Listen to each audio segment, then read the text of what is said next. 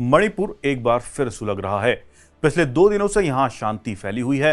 इंफाल घाटी में हिंसात्मक प्रदर्शन जारी है। इसके अलावा भीड़ ने कुछ मंत्रियों और विधायकों के घरों पर हमला किया है। पिछली रात बड़ी संख्या में लोग इकट्ठा हुए और उन्होंने मंत्रियों विधायकों के घरों और संपत्तियों पर हमला किया। सिविल सोसाइटी ग्रुप्स ने केंद्र और राज्य सरकारों को सैन्य समूह के खिलाफ निर्णायक कदम उठाने का अल्टीमेटम दिया है और ये चेतावनी दी है कि ऐसा नहीं होता है तो उन्हें आम लोगों के गुस्से का सामना करना पड़ेगा।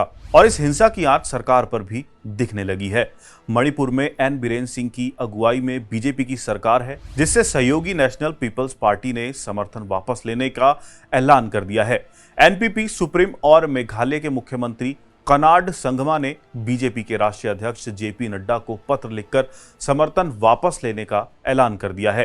हालांकि बीजेपी के पास राज्य की 60 में से 32 सीटें हैं, तो सरकार चलाने के लिए उसके पास बहुमत है। मणिपुर के फिर से सुलगने की क्या है वजह? मणिपुर में पिछले कुछ महीने से हिंसा लगातार जारी है। हालांकि अब एकाएक जो हो रहा है उसके पीछे वजह जीरीबाम गोलीबारी के बाद कथित रूप से बंधक बनाए गए 6 लोगों के सड़े गले शव मिलना है। इस गोलाबारी में 10 कुकी उग्रवादी मारे गए थे। इन शवों के मिलने के बाद मैती लोगों की बहुलता वाले घाटी के सिविल सोसाइटी ग्रुप्स ने सरकार को अल्टीमेटम दिया है कि coordinating committee on Manipur integrated के प्रवक्ता अथोबा ने मांग की है कि आतंकियों और सशस्त्र समूहों के खिलाफ तत्काल सैन्य कार्रवाई की जाए। उन्होंने कहा कि इस मसले को सुलझाने के लिए जल्द से जल्द सभी विधायक और बाकी नेता मिलकर निर्णायक कदम उठाएं। आगे उन्होंने कहा कि अगर सरकार इस पर कोई निर्णायक फैसला नहीं लेती है तो उन्हें आम लोगों के गुस्से का सामना करना पड़ेगा।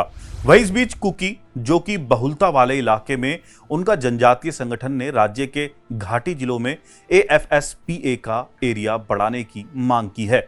कांगपोकपी जिले के सदर हिल्स की जनजातीय एकता समिति ने केंद्रीय गृह मंत्रालय से मणिपुर के घाटी जिलों के सभी 13 पुलिस थानों क्षेत्रों में एएफएसपीए लागू करने और पर्वतीय क्षेत्रों से इसे वापस लेने की अपील की है। जीरबाम संकट के बाद इस समुदाय ने भी विरोध प्रदर्शन तेज कर दिया है। राजनीतिक स्तर पर क्या हो रहा है? स्टेट कैबिनेट ने केंद्र से पुलिस स्टेशन के 6 इलाकों में फिर से अफस्पा लगाने के फैसले के रिव्यू और इसे वापस लेने का आग्रह किया है। वहीं इस मामले में विपक्ष राज्य और केंद्र को घेरने की कोशिश कर रहा है।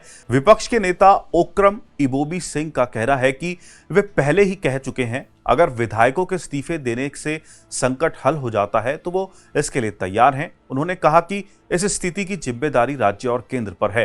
संवैधानिक व्यवस्था पूरी तरह से चरमरा चुकी है। ये सरकार की जिम्मेदारी है और वे इससे बच नहीं सकते। वहीं केंद्र ने राज्य में सीआरपीएफ के टॉप अधिकारियों को भेजा है। ऐसी खबरें पाते रहने के लिए हमारे चैनल मनी कंट्रोल हिंदी को सब्सक्राइब करें।